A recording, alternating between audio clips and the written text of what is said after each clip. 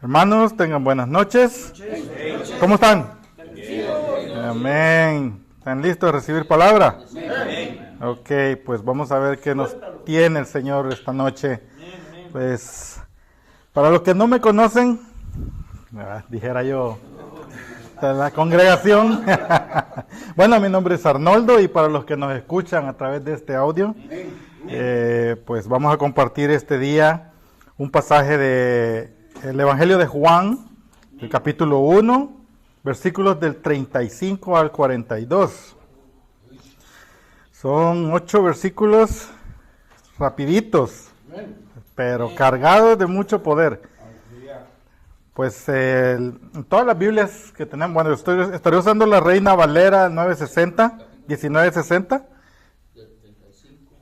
al 42. Y San Juan, de capítulo 1, versículo 35 al 42, Reina Valera 1960. El título, Los primeros discípulos. Vamos a leer los versículos y luego los desarrollamos, ¿ok? Ok, pues iniciamos leyendo la palabra en el nombre del Padre, del Hijo y del Espíritu Santo. Versículo 35. El siguiente día otra vez estaba Juan y 2 de sus discípulos, y mirando a Jesús que andaba por ahí, dijo: He aquí el Cordero de Dios. Le oyeron hablar los 2 discípulos y siguieron a Jesús. Y volviéndose Jesús y viendo que le seguían, les dijo: ¿Qué buscáis? Ellos le dijeron: Rabí, que traducido es maestro, ¿dónde moras? Les dijo: Venid y ved. Fueron y vieron dónde moraba, y se quedaron con él aquel día, porque era como la hora 10:00. Andrés, hermano de Simón Pedro, era uno de los 2 que había oído a Juan, y había seguido a Jesús. Este halló primero a su hermano Simón, y le dijo: Hemos hallado al Mesías, que traducido es el Cristo. Y le trajo a Jesús, y mirándole Jesús dijo: Tú eres Simón, hijo de Jonás, tú serás llamado Cefas, que quiere decir Pedro. Bueno, hermanos, como ven, son 8 versículos que pues narran un encuentro, en el cual pues vamos a tratar de detallar un poco más cómo se llevó a cabo ese encuentro. Inicia comentando que el siguiente día ¿de qué? ¿Verdad? Pues sabemos que estaba Juan el Bautista bautizando, haciendo lo que se le había encomendado, pero en uno de esos días Jesús se apareció, que si nos ponemos a indagar un poquito más en la Biblia, Juan el Bautista testificó 3 veces en 3 días diferentes a 3 grupos diferentes.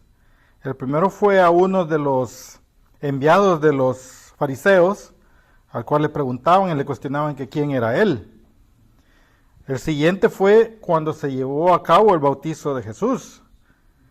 Y este tercer día, que fue cuando, luego de bautizado Jesús, 2 de sus discípulos se encontraban con él, y él les hizo referencia al Cordero de Dios.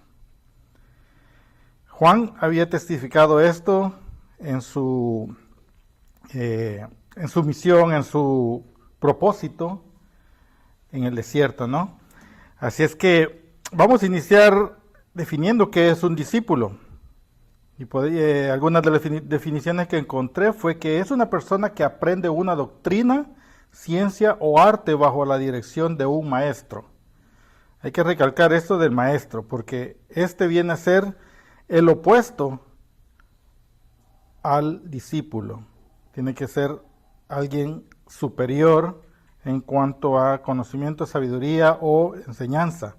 Algunos sinónimos o palabras similares utilizadas sería alumno, educando, estudiante o aprendiz. Pero tenemos también otra definición que es un poquito más apegada a lo que nos tiene acá reunidos, que es una persona que sigue la opinión de una escuela, aun cuando viva en tiempos muy posteriores a los maestros que la establecieron. Lo pongo en el contexto nuestro como cristianos, porque nosotros somos discípulos de Jesús. Él es nuestro maestro. Así es que nosotros venimos a formar parte del grupo de seguidores, de adeptos, apóstoles, o inclusive esta palabra que me pareció un poquito no tan relacionada, pero tiene un contexto religioso, que sería como un catecúmeno. Esto lo podemos detallar, pues, ya que como conocedores de Jesús, estamos en búsqueda de seguirle en todo momento. Ahora, en los pasajes que acabamos de ver, en el 35 dice que estaba Juan y 2 de sus discípulos. Ahí menciona 2 de sus discípulos. Podemos asumir que él tenía un grupo más grande de discípulos, pero en esa oportunidad habían solamente 2. Que dice que estaba uno de ellos, era Andrés, que él era hermano de Simón Pedro. Pues de este pasaje yo puedo inferir que pues Juan, vamos a denominar a Juan el evangelista y a Juan el bautista para poderlos identificar.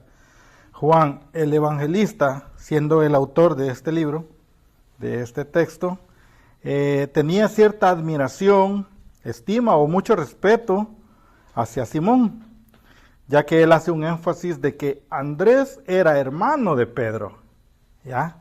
Aún en su texto lo vemos como referenciándolo hacia Pedro. Quizás él lo hacía porque dijo, él es el hermano menor, o quizás haciendo un énfasis importante a la función de Pedro en el futuro para lo que sería como discípulo de Jesús, así como siendo una antesala o poniendo un énfasis un poquito mayor en él. Eso no quiere decir que Andrés no fue importante, ¿no? Porque puesto que él fue denominado como el primer llamado, que tiene una palabra bien extraña que me llamó mucho la atención, que se le llamó el protocletos, que fue el primer llamado. Ahora, no se menciona tanto en el Evangelio, ¿verdad? En las Escrituras, como a Pedro. Pedro fue muy mencionado en muchas de las cartas de las Escrituras. Ahora, ¿quién era el segundo? El segundo, no hay evidencia clara, definida o que esté muy bien detallado en las Escrituras, pero se cree que era Juan, el autor de este Evangelio, ya que era uno de los 2 que seguía a Juan el Bautista.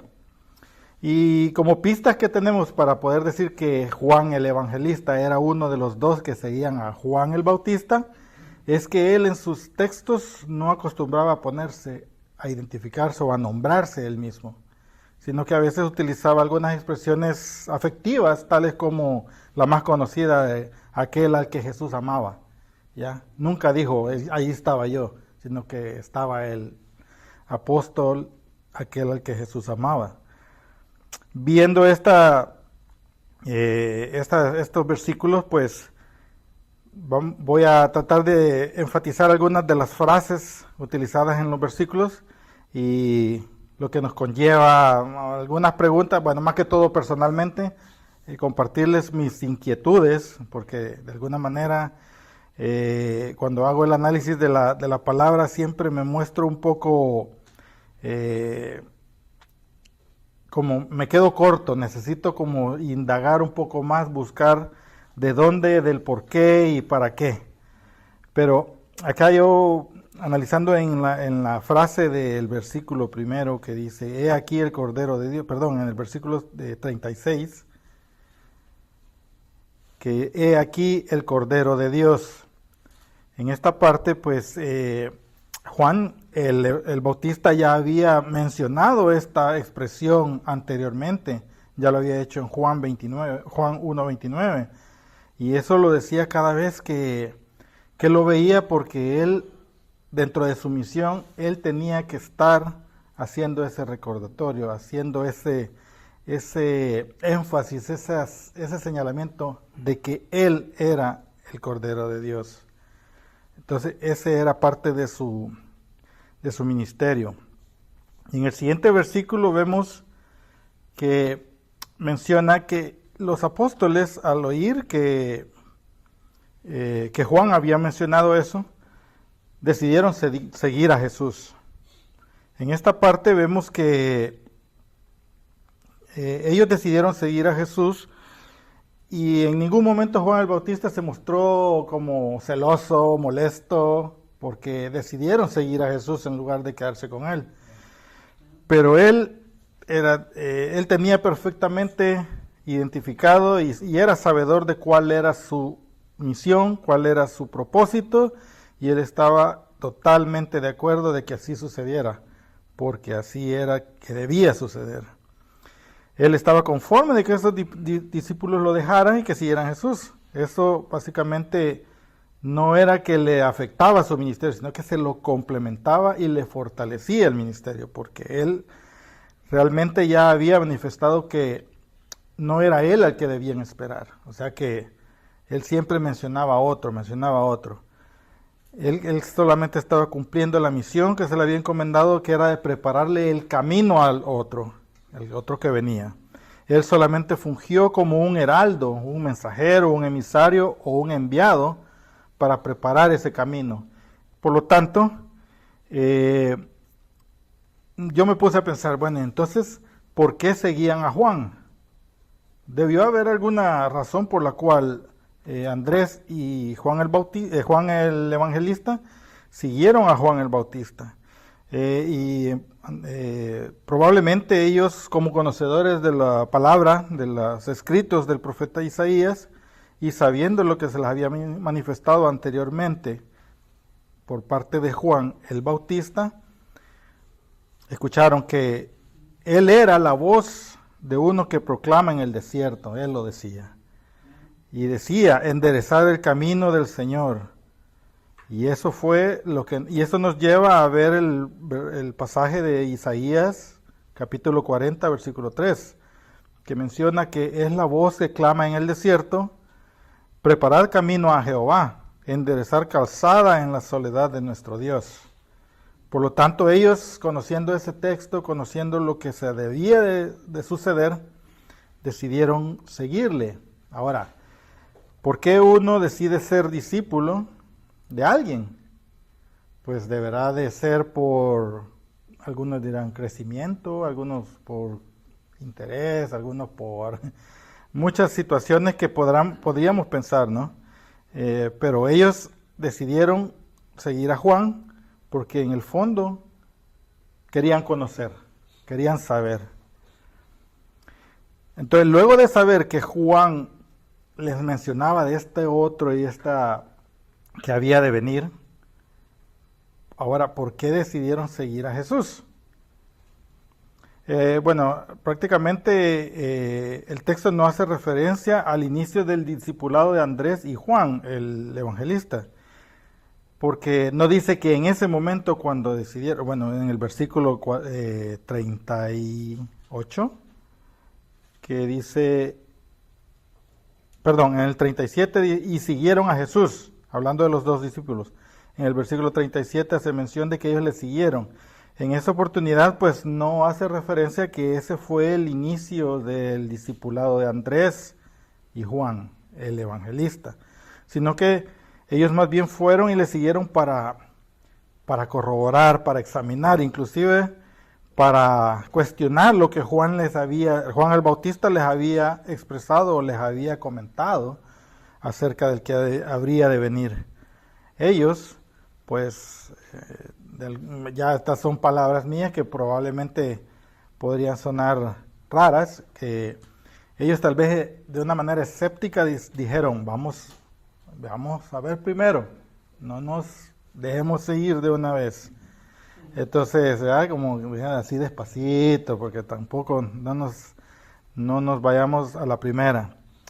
Igualmente, habían otras razones por las cuales ellos querían seguir a Jesús, puesto que en los escritos de Isaías, como vemos en el capítulo 7, versículo 14, menciona que, por tanto, el Señor mismo os dará señal. He aquí que la Virgen concebirá y dará a luz a un hijo, y llamará su nombre Emmanuel. Esto, por ser una profecía, pues ellos asociaban y decían, pues este es el mismo. Y todo eso querían ellos corroborarlo, comprobarlo. También en Isaías 9:6 menciona que porque un niño nos es nacido, hijo nos es dado, y el principado sobre su hombro, y se llamará su nombre admirable, consejero, Dios fuerte, Padre eterno, príncipe de paz. ¿Qué mejor, digámosle, razón para seguirle que encontrarse con el príncipe de paz, ¿no? Que conociéndonos cada uno como está la vida, como llevamos este mundo, cómo va este mundo de atribulado, lleno de pecado, en el cual la paz es difícil encontrarla lejos de Jesús. Por lo tanto, ellos de alguna manera querían probar, querían conocer y querían saber. También Juan el Bautista debió haberles contado cuál era su alcance de su misión como enviado o heraldo, y al darles toda esta información a ellos decidieron seguir a Jesús. Porque como Juan les había dicho, básicamente en los versículos anteriores de este mismo capítulo, cuando le contestó a los enviados de los fariseos, que les decía que yo bautizo con agua, mas en medio de vosotros está uno a quien vosotros no conocéis. Este es el que viene después de mí, el que es antes de mí, del cual yo no soy digno de desatar la correa del calzado. Ellos tenían un alto respeto, alta estima, me imagino, por Juan el Bautista. Me refiero a estos dos discípulos. Entonces, si viene Juan el Bautista y le dice, yo no soy ni digno de atar la cuerda de sus zapatos, de su calzado, entonces ellos se imaginaron a una persona sumamente superior. Entonces, ¿por qué no seguirle? ¿Por qué no hacer o dejarse enseñar por él? Entonces, eso creo que fue otra de las razones por las cuales ellos decidieron seguirle. Una vez que, viendo en el siguiente versículo, que Jesús vio que le seguían estos dos discípulos, les pregunta, ¿qué buscáis? Y esta fue la que básicamente a mí me impactó mucho.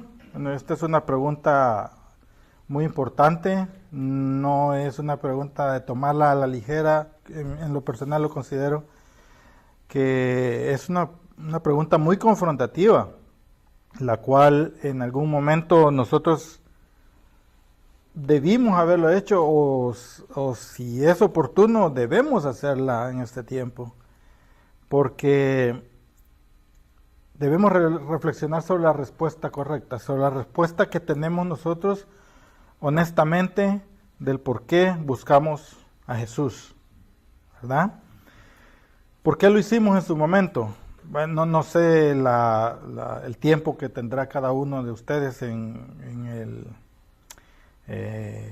como cristianos, ¿no? Como seguidores de Cristo, pero cada uno de nosotros lo hicimos con una intención.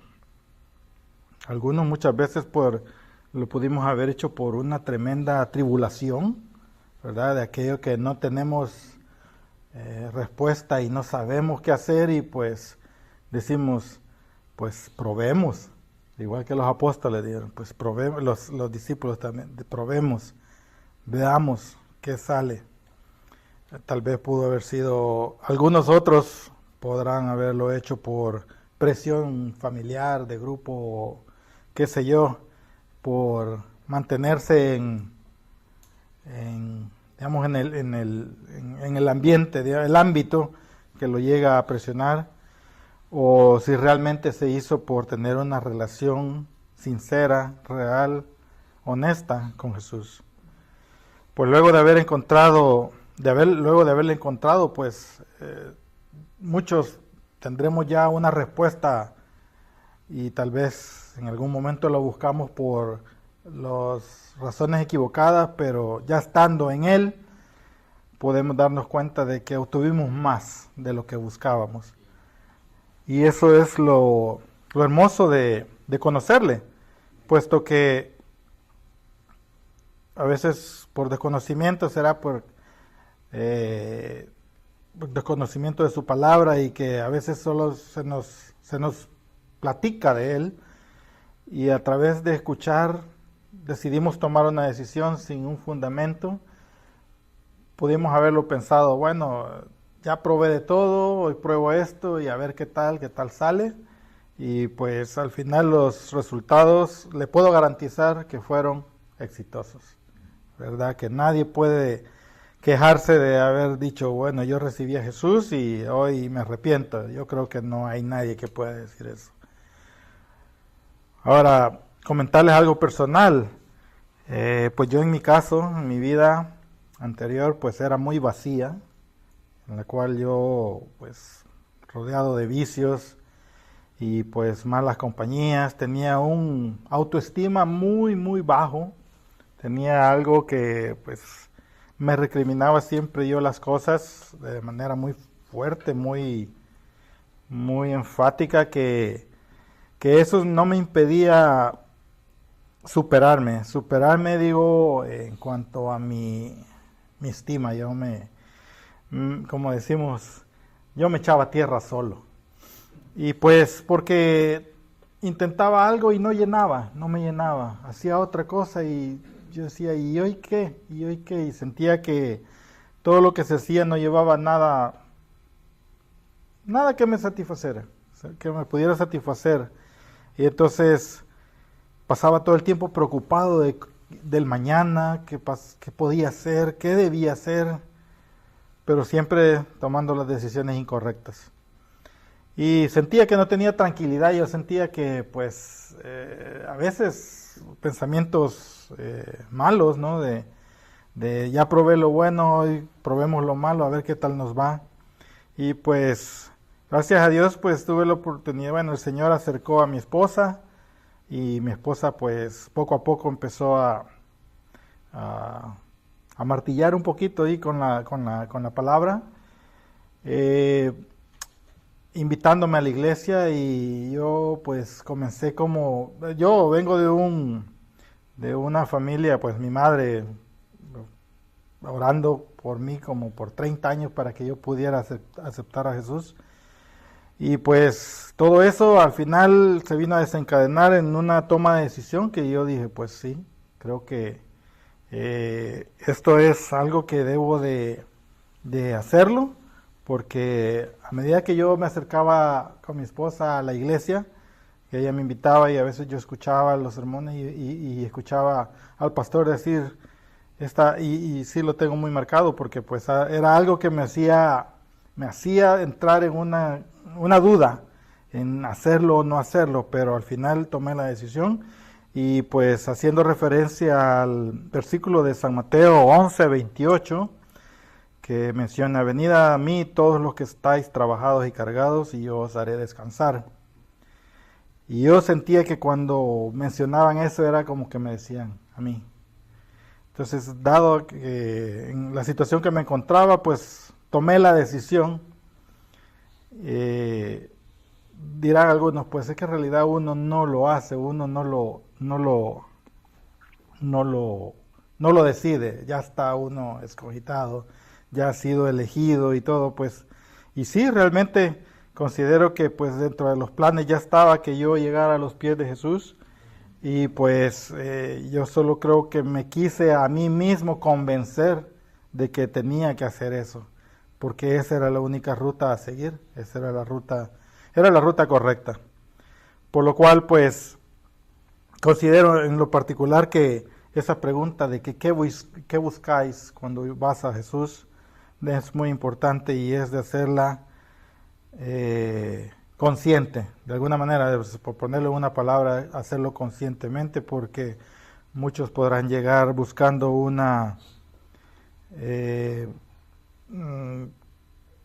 la llamada prosperidad que hoy mucho propagan, ¿no? Que ven a Jesús y serás millonario, cosas así. Y entonces, y vemos que la situación no es así. La situación es diferente, el evangelio es duro, es difícil porque nos confronta y tenemos que renunciar a nosotros mismos para poder hacer lo correcto. Y desde que vamos buscando alguna cuestión que es relacionada al amor al dinero, pues sabemos que no nos va a llevar a nada bueno. Y a veces mucha gente pues llega con esa intención, se acercan, buscan a Jesús por estabilidad económica. Cuando la situación no se da, ahí es donde vienen los reveses y viene el mal testimonio, viene la queja y viene todo aquello que no ayuda a la palabra, que a veces hasta malinforman diciendo que todo es mentira, que dicen una cosa pero que al final es otra. Y pues realmente por eso debemos ser conscientes de por qué se hace, tener el fundamento y sobre todo hacerlo de corazón. Pues en ese momento pues también me ponía a pensar en lo que los discípulos trataron de hacer cuando lo siguieron, luego de escuchar a Juan, luego de escuchar a Juan el Bautista, todo lo que había platicado, todo lo que les había comentado, todo lo que él había visto, porque pues él fue testigo de la Trinidad al bautizar a Jesús. Él fue testigo presencial de ver, de escuchar al Padre, de ver al Espíritu Santo bajando en forma de paloma y de bautizar al Hijo de Dios. Entonces, al contar esas experiencias, me imagino que les motivó mucho más a estos dos discípulos a seguir a Jesús. Pero ellos, supongo, mi percepción es de que ellos querían tener esa experiencia con Jesús, pero no tal vez decididos a convertirse en los discípulos, a dejar todo atrás y quedarse con Jesús inmediatamente, puesto que ellos ya tenían ese discipulado con Juan.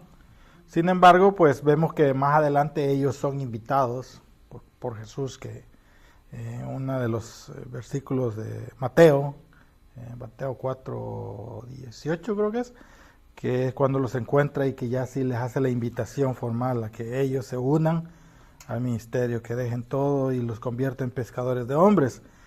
Entonces, pero al principio, como les menciono, ellos probablemente solo llegaron y querían ver, porque ellos le preguntaron, ¿dónde moras? Querían ellos saber, vamos a ver qué nos muestra, qué nos dice. Pero bueno, Jesús es lo bueno, es lo maravilloso de nuestro Jesús, que Él a nadie le dice que no. Él a todos invita, tiene puertas abiertas siempre para todos, y les dijo, venid y ved, que fue lo que ellos hicieron.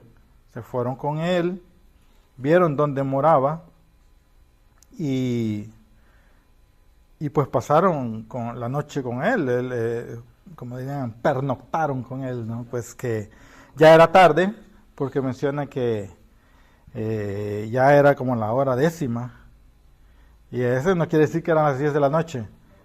Ya, exacto, porque haciendo la relación, pues vendrían a ser como las 4 de la tarde para ese entonces, puesto que los judíos cuentan las horas desde las 6 de la mañana, o sea, de las 6 de la mañana hasta las 10 la hora 10 serían las 4 de la tarde.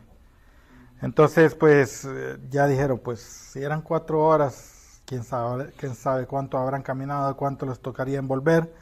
Entonces decidieron pasar la noche con Él. Y pues luego de la experiencia con Jesús, ellos fueron transformados de tal manera que fue todo más claro para ellos. Y eso es lo hermoso de conocer a Jesús, que una vez que lo conoces no hay vuelta atrás. Te cambia y quieres seguirle, porque con Él lo tenemos todo, ¿no? Así es que esta referencia a la hora nos indica también, es otra como una evidencia o una pista más que nos da Juan, el evangelista, de lo que sucedió, como él como testigo, ya, porque ya acordarse inclusive de la hora y decir, pues sí, es que lo seguimos y era ya tarde, entonces esta hora decidimos mejor quedarnos con él. Entonces son esas pistas sutiles que deja el apóstol en su escrito.